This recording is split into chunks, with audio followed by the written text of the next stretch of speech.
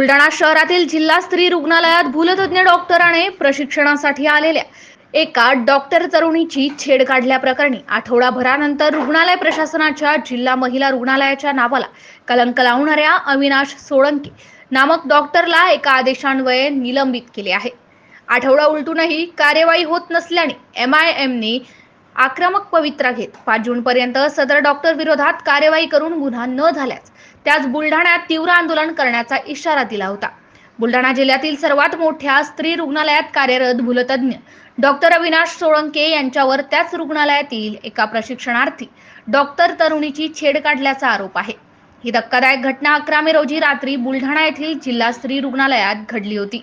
दरम्यान जिल्हा शल्यचिकित्सक सदर डॉक्टरला पाठीशी घालण्याचे काम करीत असल्याचा आरोप करिता ऑल इंडिया मजलिस ए इत्तेहादुल मुस्लिमीन म्हणजेच MIM या पार्टीने या प्रकरणात उडी घेत शुक्रवारी पक्षाच्या वतीने जिल्हा शल्यचिकित्सक आणि जिल्हाधिकाऱ्यांनी भेट घेऊन या प्रकरणात कार्यवाही करण्याची मागणी करण्यात आली होती।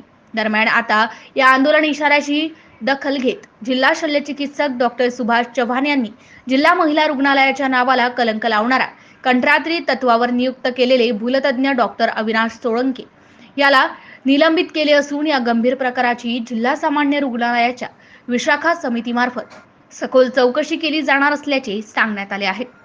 MCN न्यूज मराठीकरिता संपादक राजीव वाढे, बुलढाणा।